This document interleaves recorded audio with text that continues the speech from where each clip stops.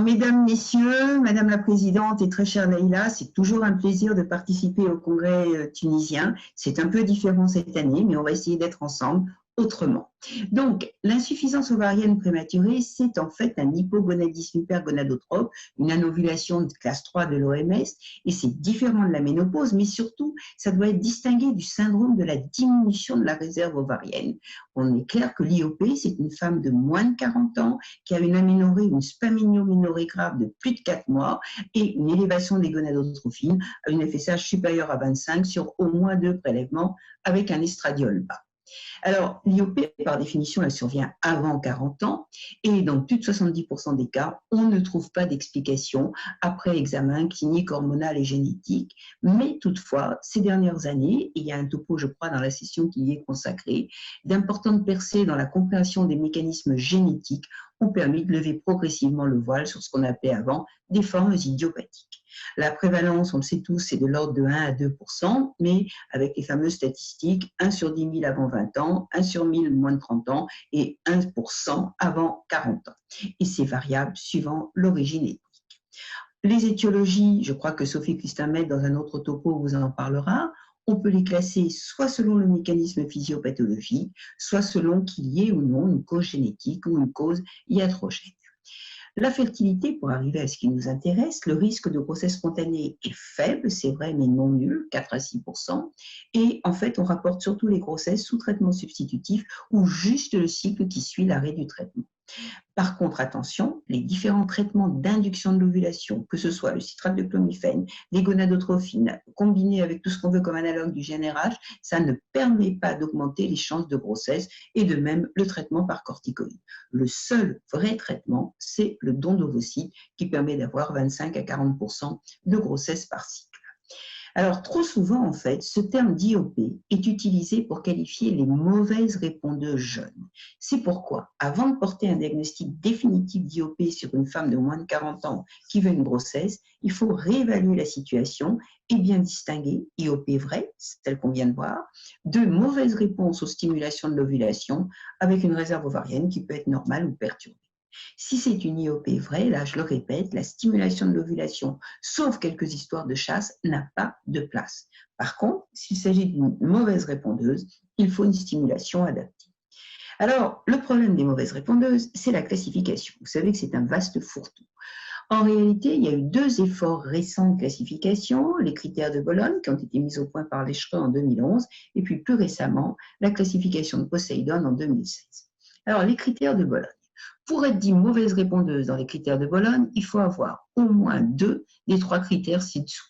Soit on a un âge avancé, supérieur à 40 ans, ou un facteur prévisible de risque de mauvaise réponse, par exemple une chirurgie ovarienne, soit on a un antécédent de mauvaise réponse, c'est-à-dire moins de 3 ovocytes avec un protocole de stimulation classique, soit on a un test de réserve ovarienne anormale, compte des follicules entrants en dessous de 5 ou AMH inférieur à 0,5 à 1 nanogramme. Mais attention, on peut aussi avoir 2 épisodes de mauvaise réponse après une stimulation maximale. Donc, on voit tout de suite que c'est très flou. Il suffit d'avoir 2 des 3 critères pour être une mauvaise répondeuse dans les critères de Bologne. Et vous le voyez sur ce topo, très clairement, il a été montré que ça correspond, en fait, ces critères, à 17 phénotypes possibles. Donc, on voit qu'étudier un traitement sur un groupe aussi hétérogène, c'est très compliqué. Donc, très rapidement, les critères ont été remis en cause, avec en particulier, comme le soulignait Ferraretti, le fait que le plus important, on le sait, sur la qualité ovocytaire, c'est l'âge. Mais malgré tout, en 2014, comme on n'avait rien d'autre à se mettre sous la dent que la classification de Bologne, les auteurs concluaient que même si les critères pouvaient être améliorés, il fallait les conserver. Mais regardez, ceci dit, on voit tout de suite que c'est l'âge le plus important. Dans cette étude de Bosdag, on voit 4 groupes et vous voyez tout à fait que le seul groupe de mauvaises répondeuses qui a des taux de grossesse non pas acceptables, mais en tout cas les moins mauvais, les 8,7%, c'est le groupe C et on voit tout de suite l'âge des femmes, ce sont les mauvaises répondeuses jeunes. Pourquoi? Parce qu'on le sait bien, chez les femmes jeunes, d'accord, il y a moins d'ovocytes quand elles ont une mauvaise réponse, mais la qualité ovocytaire est de bonne qualité. Et donc, très vite, on s'est rendu compte qu'il fallait améliorer la classification de Bologne si on voulait pouvoir cherché quel était le traitement efficace pour les mauvaises répondeuses. Et en 2016, le groupe dit groupe Poseidon a remis en cause les précédents critères et essayé de dire qu'on pouvait avancer et créer des critères qui étaient basés sur le pronostic. En fait, il y a 4 groupes dans la classification de Poseidon. Le groupe 1 et 2, ce sont des femmes qui ont une réserve ovarienne pas vraiment normale, mais presque normale, vous le voyez, une AMH supérieure à 1, 2, un compte des follicules en trop supérieur ou égal à 5. Le groupe 1 aurait dû répondre bien et il y a une mauvaise réponse pas prévue ou une réponse suboptimale, mais ce sont des femmes de moins de 35 ans. Le groupe 2, ce sont des femmes qui ont le même genre de réponse, on ne s'y attendait pas. La réserve ovarienne était normale, mais elles ont plus de 35 ans. Et puis 3 et 4, elles sont jeunes ou âgées et elles ont une pauvre réserve ovarienne. Alors, c'est basé sur le pronostic. Vous le voyez dans cette autre diapo, on voit bien le groupe 1 et le groupe 3 sont les femmes mauvaises répondeuses jeunes, mais soit elles ont une réserve ovarienne suboptimale, c'est le 1, soit une réserve ovarienne perturbée, c'est le 3. Le groupe 2 et le 4, ce sont les mauvaises répondeuses âgées, celles qui nous intéressaient moins aujourd'hui encore que âgées entre guillemets pour 35 ans, et selon quelles aient leur réserve ovarienne. Et là, c'est basé sur le pronostic. Alors, clairement, c'est tout à fait intéressant comme concept. Sauf que quelle littérature on a pour trouver quel est le bon traitement des mauvaises répondeuses jeunes? Le problème, c'est que très souvent, l'âge des mauvaises répondeuses n'est pas indiqué dans les topos, et surtout que 35 ans, limite retenue par la classification de Poseidon, n'est pas la limite la plus utilisée. On trouve le plus souvent 38 ou 40 ans. Alors là, on arrive donc dans le vif du topo. Quel traitement pour nos mauvaises répondeuses jeunes? Il faut distinguer les réserves ovariennes normales, le groupe 1 ou la réserve ovarienne perturbée, le groupe 3. Alors, qu'est-ce qu'on a comme littérature depuis la publication de l'étude Poseidon, donc depuis 2016? Le problème, c'est ce que veulent dire mes points d'interrogation, c'est qu'il n'y en a pas beaucoup. L'étude de la grosse méta-analyse de Lambach est parue en 2017. Sur les mauvaises répondeuses, on a 6 essais, 780 couples. Il conclut qu'il n'y a pas de différence entre analogue agoniste ou antagoniste, sauf quand on regarde sur quelles études il se base sur des études publiées entre 2005 et 2014, donc sur les critères de Bologne, et ça, on reste toujours sur des notions très, très hétérogènes, difficiles de conclure. Leschre a publié l'an dernier des recommandations pour la stimulation de l'ovulation, et dans le chapitre mauvaise répondeuse, on voit quoi? Que antagoniste ou agoniste, ça revient au même, qu'il semble bien qu'une dose forte de gonadotrophine au-dessus de 150, ça permet, c'est sûr, d'avoir plus d'ovocytes et plus de chances d'avoir un transfert, mais qu'on n'atteint pas la différence significative pour le taux de naissance. Donc, il est difficile de dire qu'il faut ou pas recommander plus de 300 unités. Il conclut quand même qu'il ne faut pas utiliser le cycle naturel.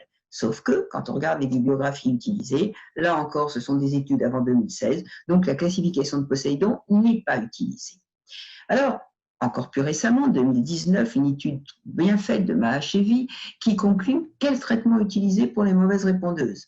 Et vous voyez que c'est toutes les mauvaises répondeuses. N'importe quelle gonadotrophine, HMG ou FSH, là des doses, on voit au contraire des doses fortes, et on peut utiliser soit des analogues agonistes, soit des antagonistes, et déclencher par l'HCG. Donc, on n'est pas très, très bien avancé. Maintenant, si on veut vraiment avancer sur les femmes jeunes, selon leur réserve ovarienne, celles qui ont une bonne ou une presque bonne réserve, qui ont une mauvaise réponse insuffisante non prévue, c'est le groupe 1 de Poseidon. Et on peut se dire, mauvaise réponse pas prévue, est-ce que c'est parce que mon traitement n'était pas adapté? Est-ce que c'est parce que je n'ai pas donné assez de gonadotrophine? Ou les groupes 3, elles avaient une mauvaise réserve, on le savait, mais le problème, c'est qu'on peut se poser les deux mêmes questions. Est-ce que le traitement était adapté? Est-ce que j'ai donné suffisamment de gonadotrophine? Alors, qu'est-ce qu'on sait? Soyons honnêtes, ça n'est pas exactement sur le groupe Poseidon, parce que ce n'est pas dans la littérature 35 ans qui est retenue, ce sont les mauvaises répondeuses de moins de 40 ans. Les questions, c'est quel est le protocole utilisé? Est-ce qu'il faut ou pas augmenter les doses? Doit-on ajouter de l'ALH? Et doit-on utiliser des adjuvants? Alors, quelle dose? Nous avions à Sèvres réalisé une étude publiée en 2011, rétrospective, sur toutes les patientes qui avaient un antécédent d'annulation pour réponse ovarienne insuffisante, donc des mauvaises répondeuses groupées. On les reprenait avec une stimulation en protocole long, agoniste, début quotidien.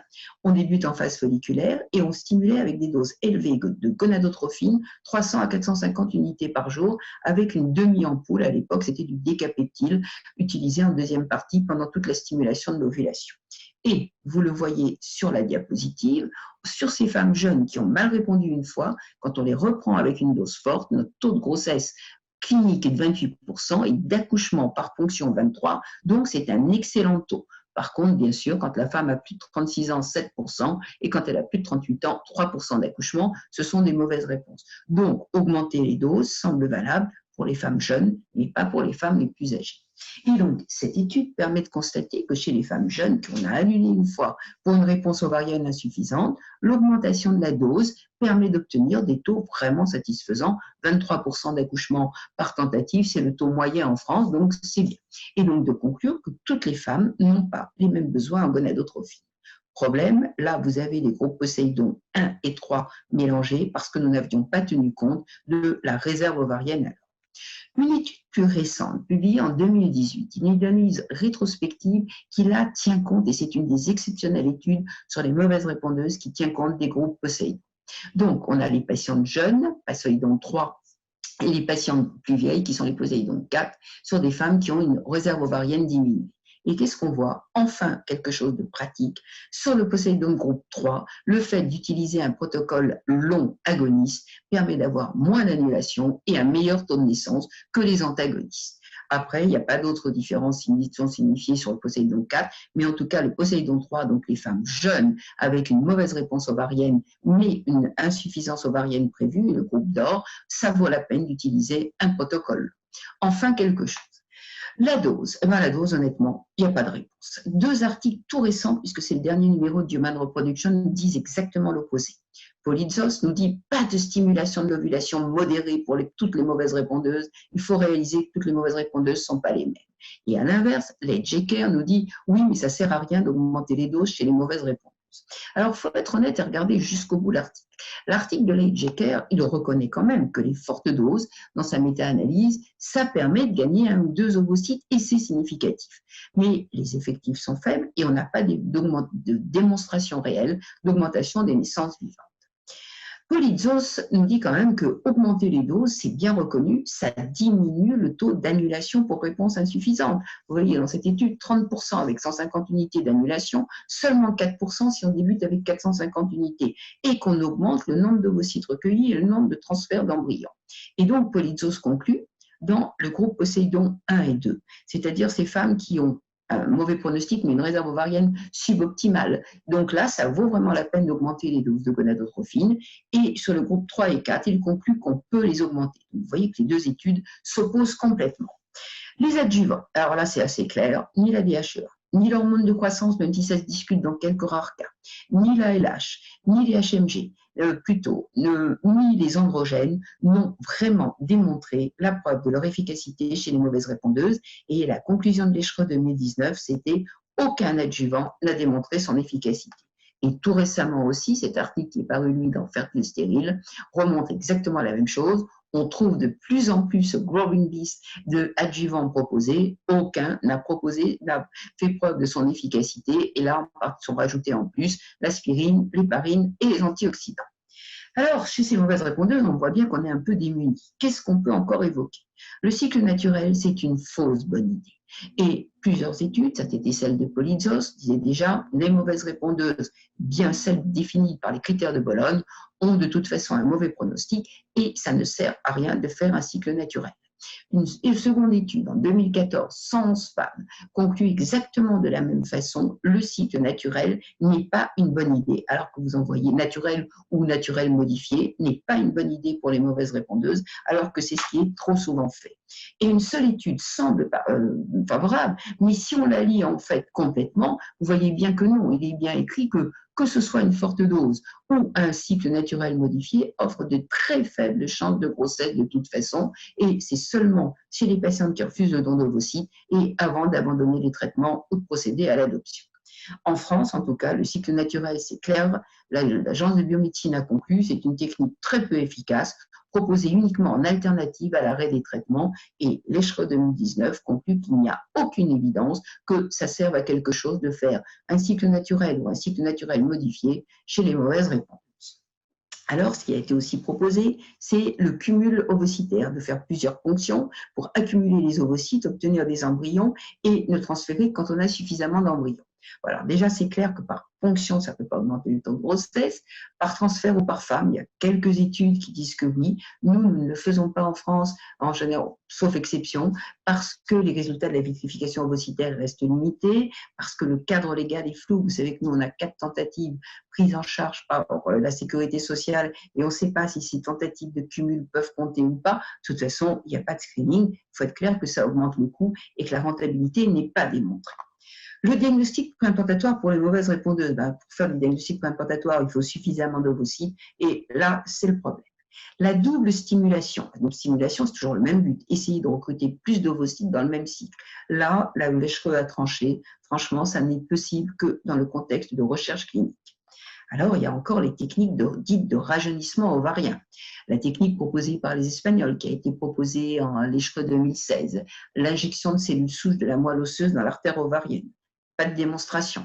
Plus récemment, à la FFER, on a eu le plaisir d'avoir un orateur tunisien qui nous parlait de la fragmentation du tissu ovarien et de l'activation folliculaire in vitro. Désolé pour la faute d'orthographe, il y a un L en trop dans l'activation, sauf que, comme vous le voyez, c'est encore complètement expérimental. Alors, tout récemment, c'est une étude qui vient de paraître et qui est quand même claire dans ses conclusions. Quel est le meilleur traitement pour stimuler l'ovulation des mauvaises répondeuses? Eh bien, vous le voyez, même si ça nous fait mal au cœur, c'est ce qui est marqué en gros. De toute façon, il n'y a pas, il faut bien le dire, jusqu'à présent, il n'y a aucune évidence pour recommander quelque prise en charge que ce soit, ni d'ailleurs les médecines complémentaires, ni rien, ni, alors, bien sûr, l'activation folliculaire, c'est expérimental, et la conclusion de l'auteur, elle est vraiment jolie, c'est frustrant pour les patients, c'est frustrant pour les médecins, mais il n'y a aucune recommandation pour dire, voilà, c'est ça la baguette magique pour les mauvaises répondeuses. Ils ajoutent quand même que chez les mauvaises répondeuses avec un déficit en hormones de croissance, qu'on pourrait tester sur la clonidine, le test de la clonidine, ça pourrait improve l'addition d'hormones de croissance et que les corticoïdes peuvent, dans certains cas, de maladies auto-immunes. Et puis, la conclusion est bien qu'il y a eu des rapports très positifs sur l'injection intra-ovarienne ou sur l'activation in vitro des follicules, mais pour le moment, ça demande complètement à être confirmé. Alors, pour ne pas terminer sur une note désespérante, je voulais vous donner ma recette de cuisine, entre guillemets, c'est-à-dire notre protocole à Saint-Cloud, et vous montrer sur les mauvaises répondeuses jeunes, qui était le sujet du topo, ce qu'on fait. Donc, nous utilisons les analogues agonistes protocole long, qu'on débute en phase folliculaire et parfois en phase lutéale si la femme a été non désensibilisée une première fois. Et puis, quand la mise au repos est obtenue, nous ne faisons plus qu'une demi-dose d'agoniste. On utilise soit la voie nasale de Synarel, donc 2 pulvérisations à droite et à gauche pendant toute la mise au repos et une seule pulvérisation quand on a commencé la stimulation, soit le décapeptide 0,1 et on utilise 0,5 mg quand on commence la stimulation. Nous utilisons des gonadotrophines HMG, donc pas la FSH chez les femmes qui sont des mauvaises répondeuses, soit le Ménopure, soit le Pergoveris. Notre dose est adaptée à la réserve et au poids et nous utilisons des fortes doses, 300 à 450 unités. Alors voilà ce que ça donne. On a regardé en 2014-2015 sur les vraies mauvaises répondeuses. Elles ont moins de 3 ovocytes. Vous voyez le taux global, je crois que vous l'avez entouré, voilà. Notre taux de naissance chez les mauvaises répondeuses vraies, avec moins de 3 ovocytes, on en a eu 86 dans ces 2 années. On a quand même 11% de grossesse. Sauf que regardez les deux côtés à côté, sur les femmes plus jeunes, de moins de 35 ans, c'est 33%, alors que sur les femmes de plus de 35 ans, c'est 3%. Donc, on voit bien qu'une mauvaise répondeuse jeune n'a rien à voir avec une mauvaise répondeuse âgée et que cette classification de Poseidon est très importante. Ensuite, on a essayé de regarder en fonction de l'AMH. Et vous voyez ici, ce n'est pas l'AMH qui est important, tous âges confondus, parce que les taux de naissance sont les mêmes, 12 et 11. Donc, ce n'est pas ça le plus important. Après, on a voulu regarder justement avec la classification de Poseidon. Si vous trouvez les femmes, on a pris toutes les femmes qui ont moins de 3 ovocytes, moins ou jusqu'à 3 ovocytes. Si elles ont une AMH, alors là, vous le voyez, on retombe sur notre taux global, tous AMH confondus, 11%.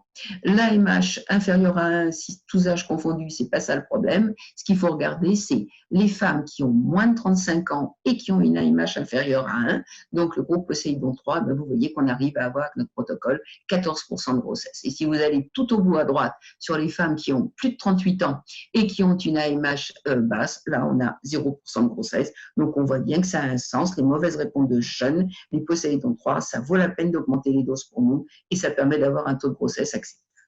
Alors, pour conclure, en 2011, Polizos écrivait « Est-ce qu'on voit le bout du tunnel pour les mauvaises répondeuses ?» Nous sommes fin 2020. J'ai un peu l'impression que pour le traitement, non, et chacun a essayé de trouver le meilleur traitement possible avec des bases plus ou moins empiriques, il faut bien le reconnaître. Par contre, pour l'analyse et la compréhension, oui, on peut vraiment distinguer ces fameuses mauvaises répondeuses jeunes, quelle que soit leur réserve ovarienne normale ou perturbée. De toute façon, la qualité ovocitaire est préservée et il faut prendre en charge les mauvaises répondeuses jeunes, quel que soit leur AMH, c'est un point très important. Et puis, les mauvaises répondeuses âgées, avec quelle que soit leur réserve ovarienne normale ou perturbée. De toute façon, là, on a la quantité d'ovocytes et la qualité qui est perturbée. Et pour ces femmes-là, même si je sais que chez vous, ce n'est pas possible, franchement, la meilleure solution, c'est quand même le don d'ovocytes. Pour en savoir plus, je vous invite vraiment à lire l'article de l'équipe de Montpellier sur les mauvaises répondeuses, peut-on améliorer nos résultats, les réponses bien sûr de l'Echereux, la dernière analyse, et puis le très bel article de Polizos, il ne faut pas de stimulation modérée, vous avez compris que c'est ce que je pense moi pour les mauvaises répondeuses, et toutes les mauvaises répondeuses ne sont pas les mêmes, c'est vraiment très important. Je vous remercie de votre attention et je répondrai en chat ou par la forme que vous voulez à toutes vos questions. Au revoir.